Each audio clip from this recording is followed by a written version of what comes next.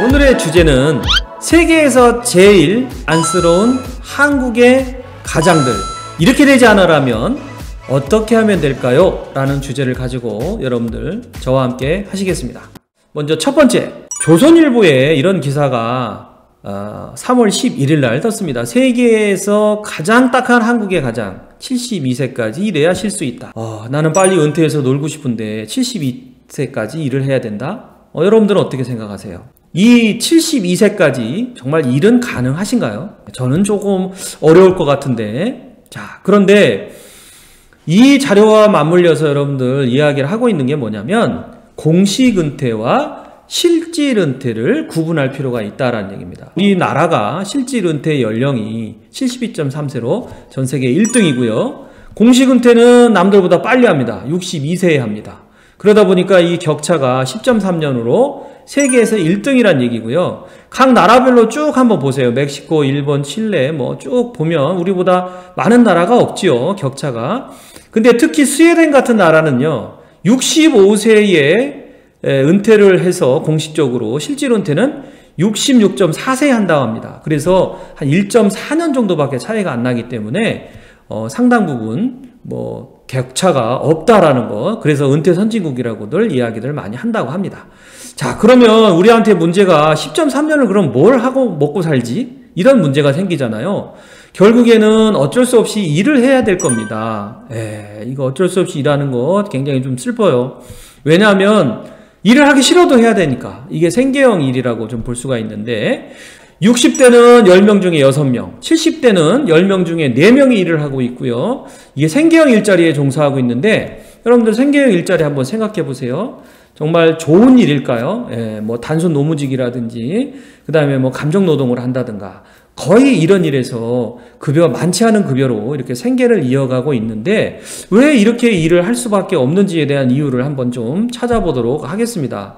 공적연금하고 사적연금을 합해가지고 월 얼마 정도 받고 있나라는 그런 표를 나타내는 건데요.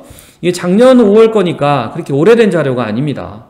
자, 공적연금은 여기서 여러분들 국민연금, 사학연금, 군인연금, 공무원연금을 에다가요 기초연금까지 포함을 합니다. 65세 넘어가는 분들한테. 그 다음에 사적연금은요 여러분들이 가입했던 퇴직연금하고 개인연금을 포함하는 개념이에요.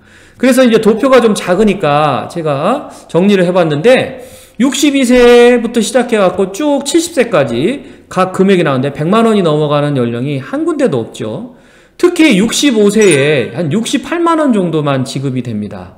자, 그러면 내가 65세에 연금이라고 해서 68만 원 받아서 한 달에 이게 생활이 가능할란가 모르겠어요. 국민연금공단에서 조사를 했습니다. 적정 노후생활비는 월에 얼마 정도 될까요? 개인 기준으로 해서는요 160만 원 정도가 되고요. 부부 기준으로 해서는요 252만 원 정도가 된다고 합니다. 그래서 무려 개인 기준으로 해서는 92만 원 정도가 부족하고요. 부부 기준으로 해서는 184만 원 정도가 부족하다는 거예요. 많이 부족하죠. 그래서 여러분들 이런 부족 자금들이 왜 생겼을까를 생각해 보면 미리 준비를 하지 않았기 때문에 저는 생각했다고 생각합니다. 그 해결책으로 나는 5층짜리 연금빌딩 건물주를 꿈꾼다 라는 주제로 말씀을 드리겠는데요. 자, 연금빌딩의 1층, 2층, 3층은 보통 아시죠? 근데 여기에 4층하고 5층에서 4층은 주택연금을 포함시켰고요. 5층은 월 지급식 펀드로 설정을 했습니다. 그래서 요즘에 꼬마 빌딩 되게 유행이잖아요. 그래서 꼬마 빌딩을 꿈꾸는 분들처럼 꾸준히 돌아가실 때까지 연금 수입이 나올 수 있는 나는 연금 빌딩의 건물주가 되는 게 어떻겠느냐라는 제안을 해보는데요. 그래서 1층부터 말씀을 좀 드리면 1층은요 대표적인 강제저축이죠. 여러분들 어쩔 수 없이 이걸 가입하지만 강제저축이 나중에 큰 혜택이 갈 수가 있어요. 그래서 제가 좀 우려스러운 거는 주된 직장에서 뭐 회사를 다니셨다 그러면은 뭐 내가 반 내고 뭐 회사에서 반반씩 내겠지만 회사에서 일찍 나오시게 되는 분들 같은 경우에는 이거를 조금 등한시하는 경우가 있습니다. 이거를 임의가입이라도 해서 가입 기간을 계속 30년 이상을 늘려주셔야 여러분들이 원하는 수준의 연금이 나올 수 있다는 것 다시 한번 강조를 드립니다.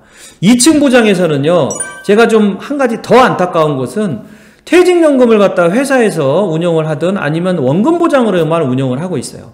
그런데 이거를 DC라는 형태로 좀 바꿔서 투자형으로 좀 선택을 하고요.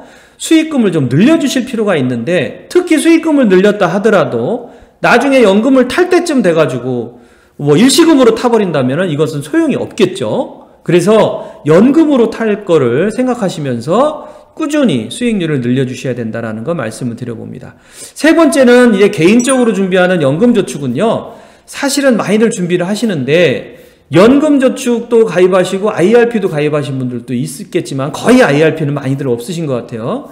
이 연금저축하고 IRP를 연금저축 계좌라고 하는데요, 이 한도가 여러분들 보통 세액공제 받으려면 700만 원 정도로 알고 계시는데요, 그게 아닙니다.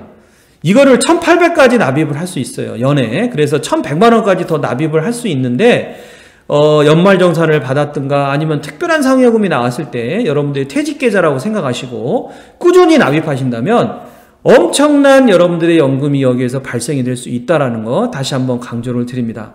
자, 사측연금은 여러분들 연금이 좀 부족할 때 보조연금의 보조의 수단으로서 기능이 가능한 그런 주택연금을 말씀을 드리는 거고요. 보통 3억 기준 해가지고 한 90만 원 정도의 연금이 나오는 걸로 알고 있는데, 이거는 탈 때마다 모기지론 형태이기 때문에 세금이 없다라는 것 장점으로 부족할 때 활용해 보실 수 있도록 하시고요. 그래도 내가 최종적으로 좀 부족하겠다라는 생각이 좀 드시는 분들을 위해서 ISA 계좌를 한번 터서 이거를 연 2천만 원까지 넣으실 수 있거든요. 장기 5년까지. 그래서 1억 정도를 좀 만드셔가지고 은퇴용 종잣돈으로 좀 만드신 후에 이거를 월 지급식으로 선택을 받아서 부족한 노후 자금을 좀 만들어 보시는 게 어떻겠느냐라는 생각을 여러분들과 같이 해봅니다. 자, 여러분들 여기까지 좀 잘 들으셨어요? 은퇴 여러분들 생각보다 그렇게 많이 남아있지 않습니다. 조금만 더 가꾸고 신경 써서 노력하신다면 훨씬 더 은퇴가 두렵지 않은 여러분들이 되실 수 있고요. 일하지 않는 은퇴가 되실 수 있다는 것 강조하면서 저는 이번 시간 마치도록 하겠습니다. 시청해 주셔서 감사합니다.